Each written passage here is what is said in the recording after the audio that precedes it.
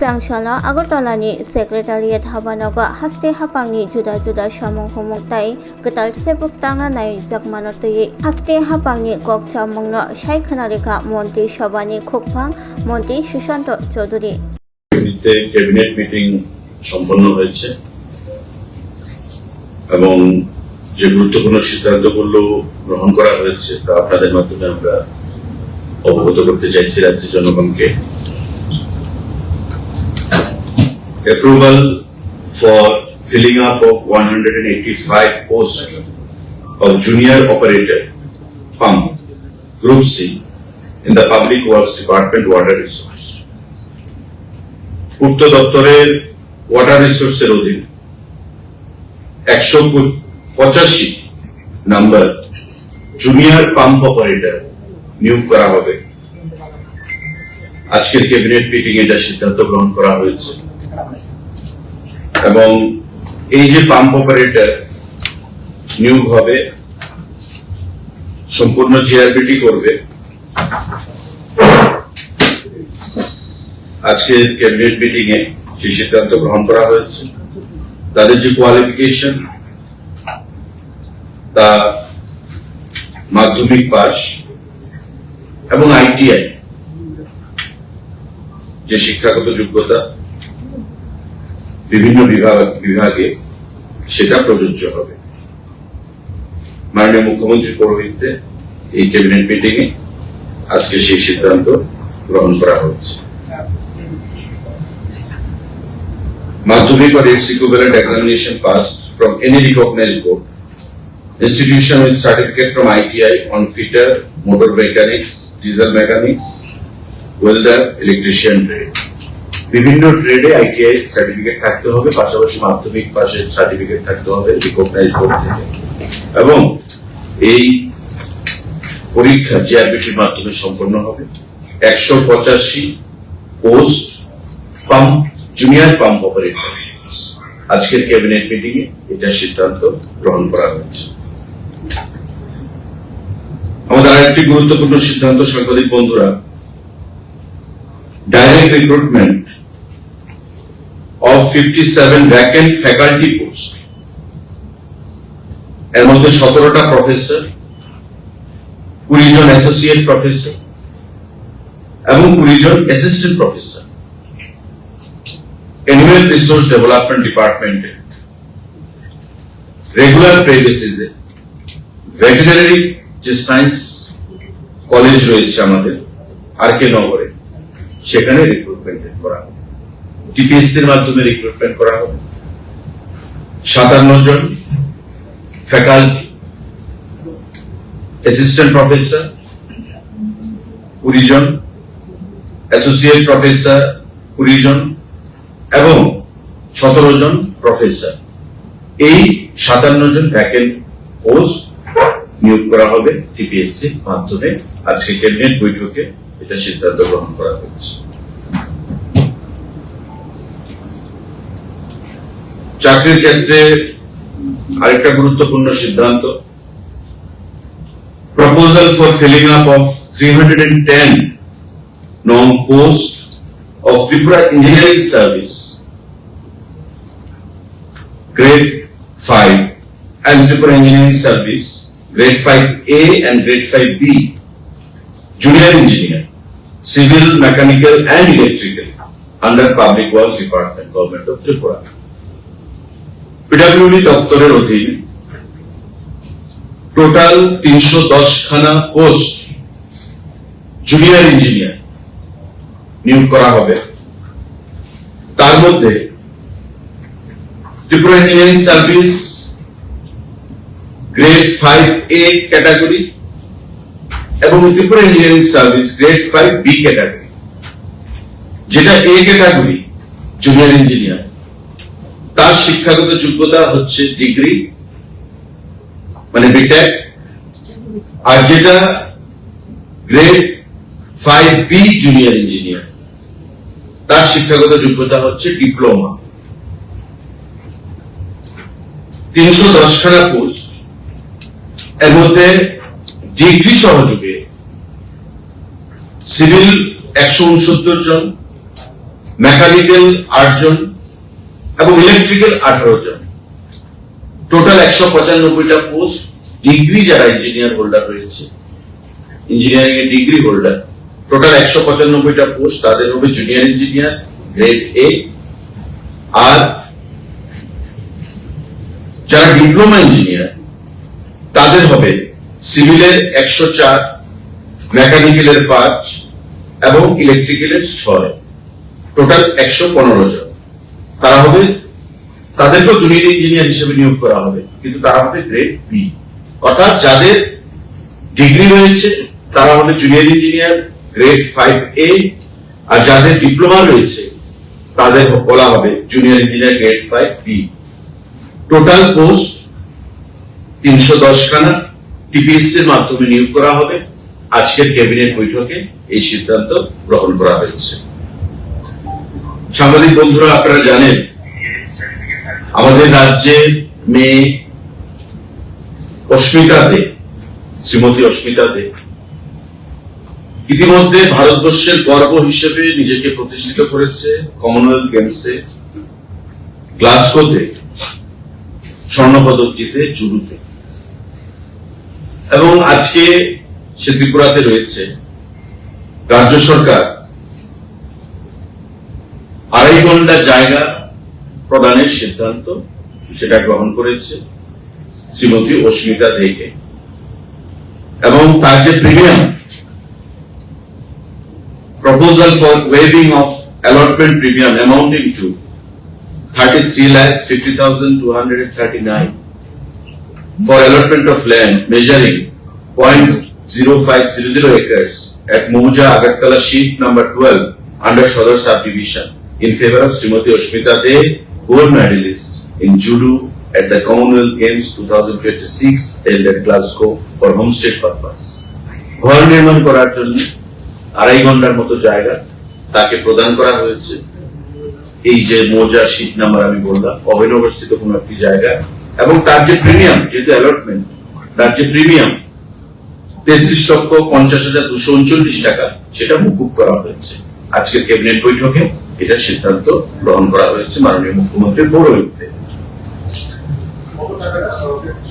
33,50,239 টাকা, এটা premium. Allotment দিলে আপনারা জানেন যে প্রিমিয়াম দিতে হয়, ওই অ্যালটমেন্টের প্রিমিয়াম সেটা। সাংবাদিক বন্ধুরা, আমাদের রাজ্যে সরকারি চাকরির ক্ষেত্রে পিআরটিসি বাধ্যতামূলক ছিল, এবং আমাদের সরকার আসার পর সেটা আমরা ম্যান্ডেটরি করেছিলাম যে কোনো অ্যাসপিরেন্ট চাকরির ক্ষেত্রে পিআরটিসি থাকতে হবে ত্রিপুরা রাজ্যে, permanent resident certificate.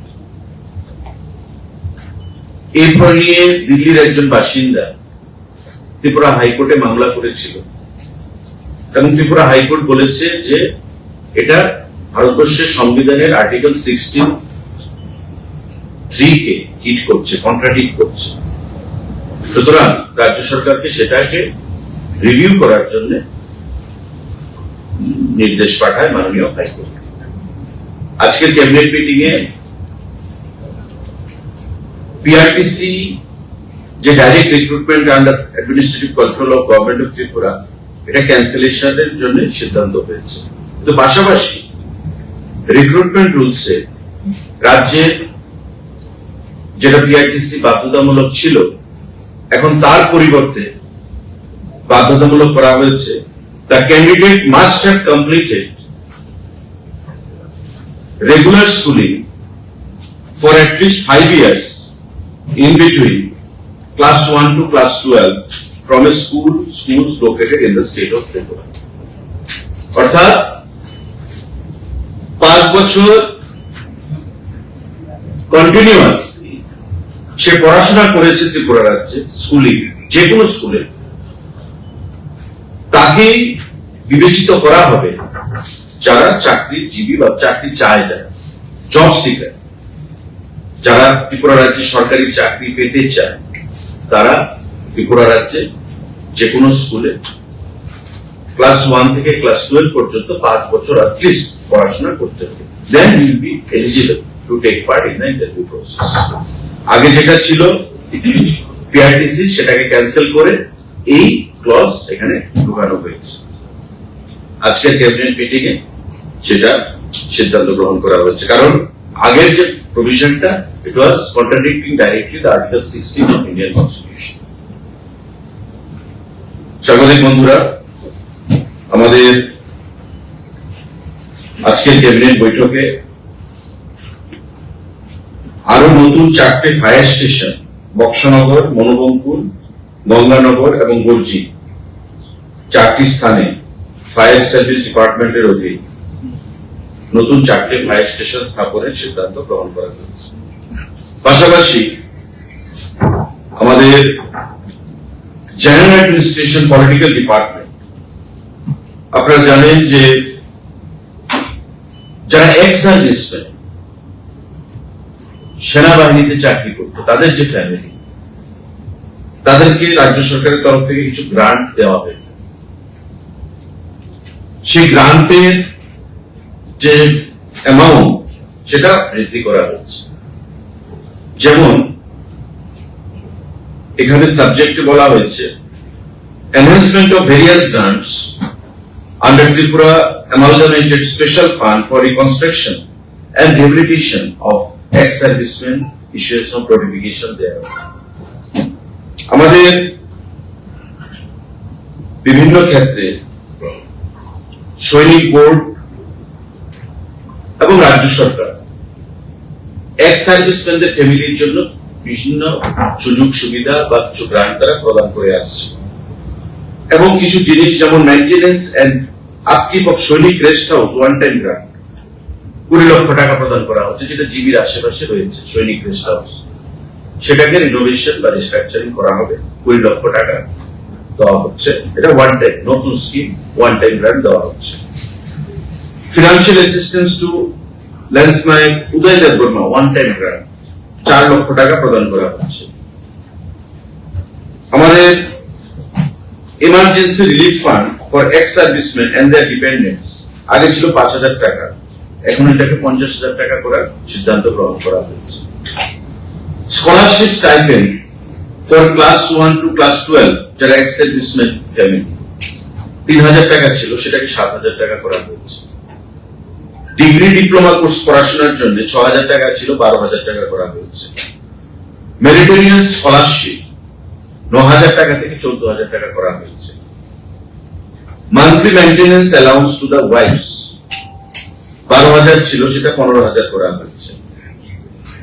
Laptop to one girl child of widow of ex-servicemen who passed higher secondary, মানে class 12, আগে ছিল 80% মার্কস পেতে হবে, এখন 60% মার্কস পেলে সেটা এলিজিবল হবে। অর্থাৎ laptop to one girl child, একটা মেয়েকে উইডো এক্স-সার্ভিসম্যান যার স্বামী মারা গেছে, ওই বিধবা মেয়েকে 80% মার্কস আগে পেতে হতো, এখন 60% মার্কস পেলে তাকে ল্যাপটপের জন্য অর্থ দেওয়া হবে। তো এই সিদ্ধান্তগুলো আজকে গ্রহণ করা হয়েছে জিএ পলিটিক্যাল ডিপার্টমেন্ট থেকে, যারা এক্স সার্ভিসম্যান তাদের পরিবারের জন্য।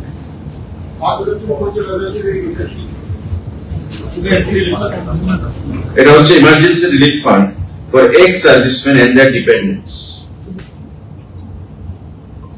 5,000 ছিল, এটাকে 50,000 করা হয়েছে।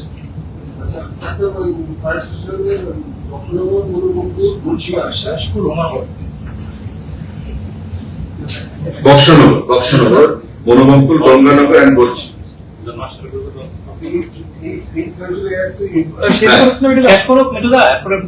আজকের ক্যাবিনেট বৈঠকে এই সিদ্ধান্তগুলো গ্রহণ করা হয়েছে।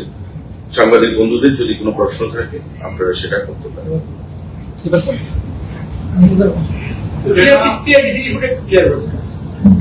পিআরটিসি আমাদের রাজ্যে যে কোনো চাকরির ক্ষেত্রে বাধ্যতামূলক ছিল।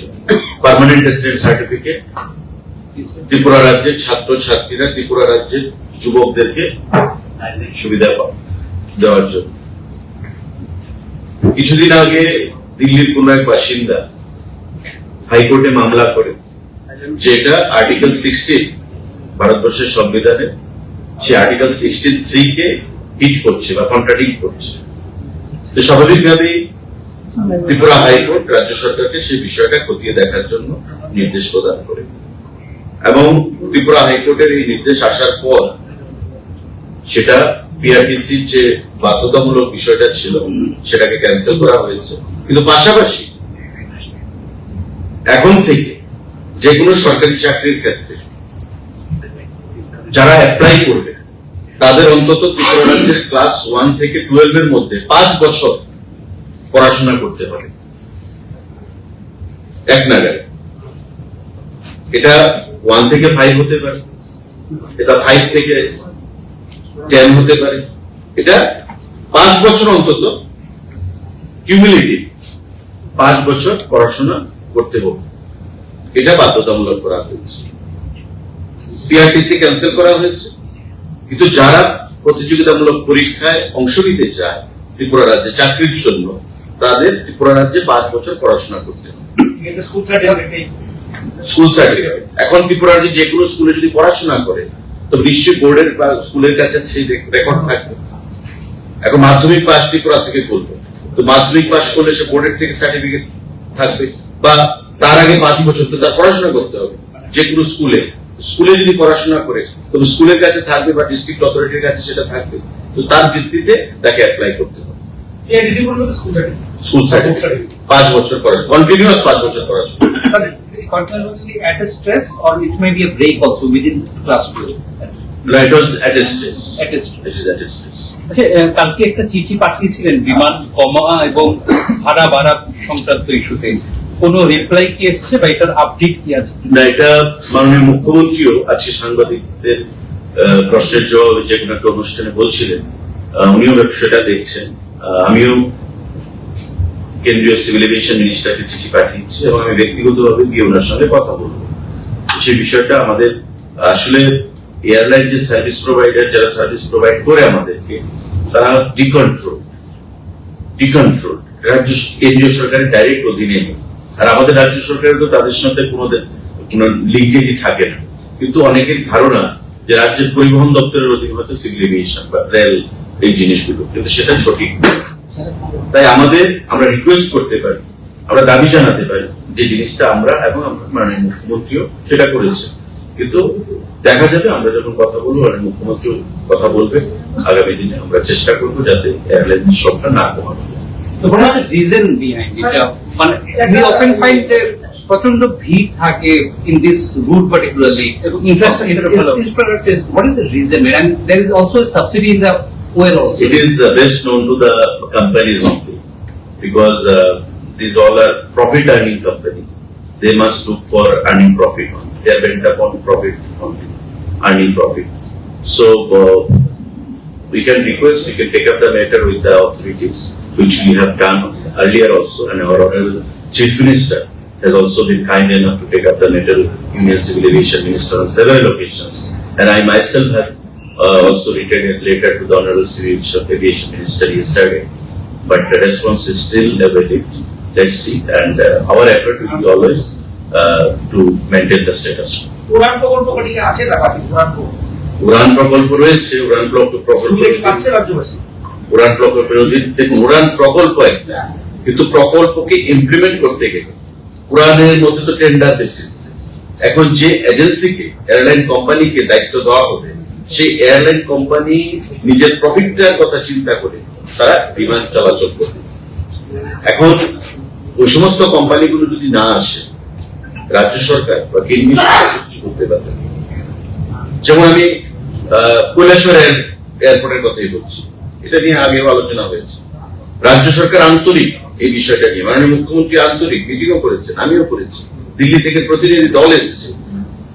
যে কোম্পানিকে দায়িত্ব দেওয়া হয়েছে উড়ান মানে কানেক্টিভিটির আন্ডারে, সেখানে কোম্পানি বলছে যে 19 সিটারের এয়ারলাইন চালু করার জন্য, কিন্তু সেটা ভাইয়েবল হবে কি ওই কোম্পানির কাছে? নিশ্চয়ই তারা একটা কেস স্টাডি বা R&D করবে, সেটা করে তারা সিদ্ধান্ত গ্রহণ করবে। রাজ্য সরকারের তাতে কিছু করার থাকে না। উড়ান কোম্পানিতে বিভিন্ন এয়ারলাইন এজেন্সিকে দায়িত্ব দেওয়া হয় টেন্ডারের মাধ্যমে। কোন রুটে কারা যাবে, এবং তারা যদি না আসে সেখানে আমাদের হাতে তো কিছু করার থাকে না।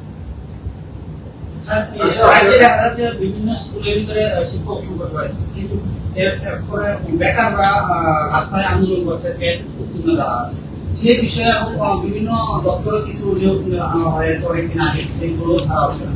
সেই বিষয়ে কি ক্যাবিনেটের কোনো রকম সিদ্ধান্ত দেখুন, নেওয়া রাজ্য হয়েছে? সরকারের নিয়োগের যে বিষয়টা, নিয়োগ আজকে যেটা সিদ্ধান্ত হলো ত্রিপুরা ইঞ্জিনিয়ারিং সার্ভিস, পিডাব্লিউডিতে, ওয়াটার রিসোর্সে বা আমাদের বিভিন্ন দপ্তরে, সেগুলো এমন নয় যে কালকেই নিয়োগ হয়ে যাবে।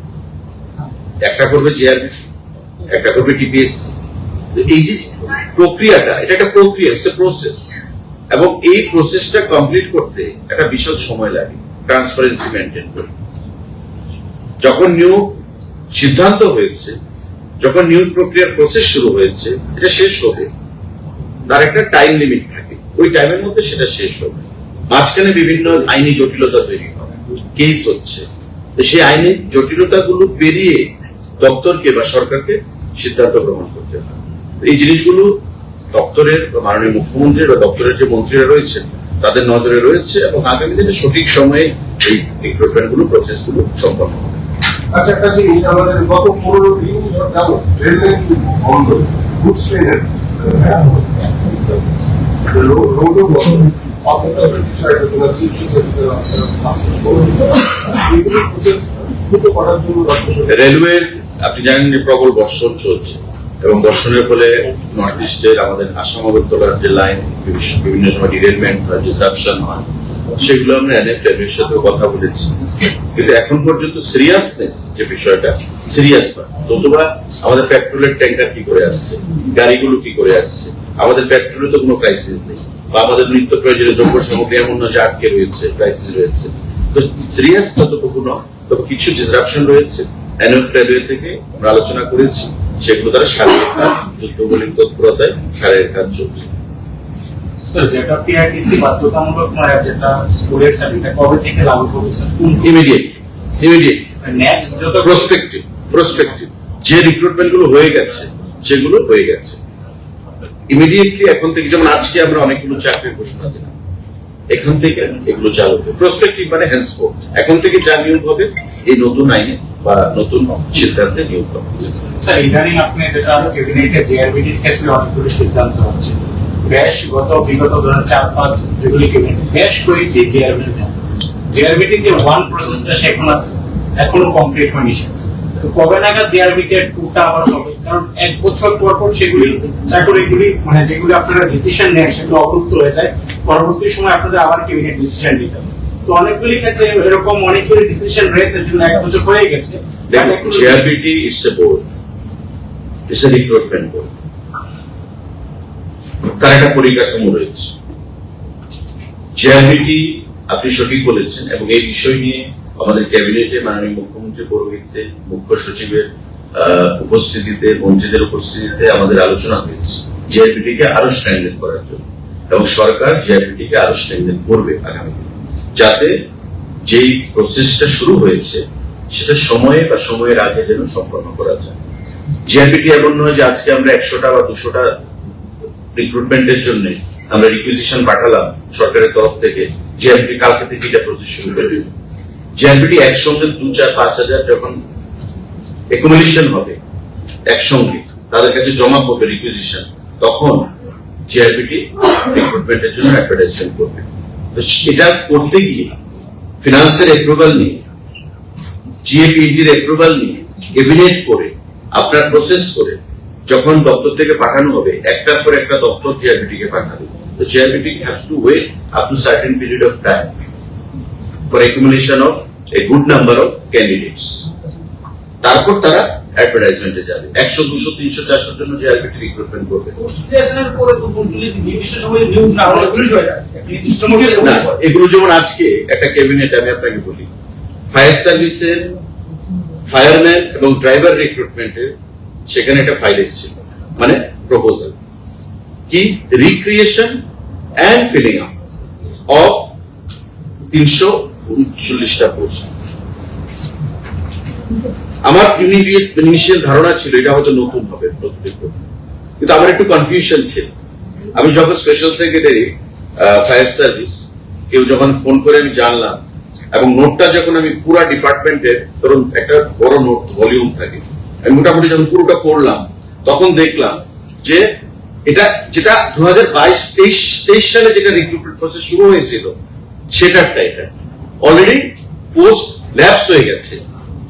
তারা আবার ক্যাবিনেটের মাধ্যমে ফিনান্স হয়ে, জিএপিএনজি হয়ে তারা এটাকে আবার রিক্রিয়েট করেছে। ফিনান্স তো অলরেডি অ্যাপ্রুভাল দিয়ে দিয়েছে আগে, কিন্তু যেহেতু অ্যাপয়েন্টমেন্ট হয়নি, তাই এবার পোস্ট রিক্রিয়েট করা হয়েছে। কিন্তু প্রসেস কিন্তু রিক্রুটমেন্টে চলছে। It is in final shape, on the verge of completion. Merit list out হয়ে গেছে, এখন ভাইবা বসে চলছে। একটার হবে 18 তারিখ, আরেকটার হবে এই মাসেই দুটো। ফায়ারম্যান এবং ড্রাইভার ফায়ার সার্ভিস প্রায় 339 খানার মতো প্রশ্ন। এগুলো দপ্তর যদি ল্যাপস হয়ে যায়, রিভ্যালিডেট করার প্রসেস রয়েছে বা রিক্রিয়েশনের প্রসেস রয়েছে। আপনি পোস্ট ক্রিয়েট করলেন আজকে এক বছর একটা ফিনান্সিয়াল ইয়ার। যদি 1 বছরের মধ্যে না হয়, এটা আবার রিক্রিয়েট করতে হয় বা রিভ্যালিডেট করতে হয়। রিভ্যালিডেট করতে হয় টাকা পয়সার ক্ষেত্রে, অ্যামাউন্ট ফিনান্সের ক্ষেত্রে, আর পোস্টের ক্ষেত্রে সেটাকে রিক্রিয়েট করতে হয়, যেটা আজকে করিয়ে নিয়েছে তারা। এটা রিক্রুটমেন্ট প্রসেসে এটা কোনো হিন্ডারেন্স হবে না। যেটা রিক্রুটমেন্ট চলছে, কিন্তু যেহেতু ওই টাইমের মধ্যে অ্যাপয়েন্টমেন্ট দেওয়া যায়নি, তাই পোস্টটাকে আবার রিক্রিয়েট করে নেওয়া হয়। Sir, like IAS and IPS, why can't JRBT also have at least a yearly routine that every fixed date they will have an examination? Why can't that be created? At least Like UPSC means. Yeah. See, UPSC is a vast body. You know what is the number of aspirant or candidates participate for IAS and IPS every year? It's more than 22 lakhs, 23 lakhs. So the number is huge. UPSC can bank on that, but JRBT cannot bank on a bigger amount or bigger figure of 200 and 300 and 400. They can wait at least for a sizable figure of 3,000, 4,000 or 5,000, which happened earlier when we started the I process was of talking JRBT. not only the teachers recruitment also, because Right. every day there are those who go for completion of their terms. That's There are teachers, those schools are running without teachers. That is also a fact. But since your government want to go for quality education, better education system, why can't that be done in a See, regular basis, teachers? There is constraint of fund. There is constraint of fund. You understand? There is constraint of fund. The department, the government, the honorable chief minister, the concerned ministers, they are always eager to give maximum number of employment to the unemployed youths of the state. We want livelihood to be given or provided to each and every household by any means. But we have to follow certain policy, rule, regulation. So you have to cut your coat according to the cloth available. So you cannot go extravagant. You cannot go extravagant. Teachers, I would say. Depending upon the financial crunch also, many developmental projects, many by the department, by the government, and under the leadership of our honorable chief minister. So wait and watch. It is very much in the minds of the ministers and the government to recruit the teachers who are eligible for TRBT and all. In the due course of time, this will be attended. One more question, sir. The pure petrol, the government has policies now to also keep the option. In Tripura, what is the Step into a place full of new ideas and opportunities at Techno India University Tripura, where you learn, grow, and build your future. A place that truly helps your dreams become a reality.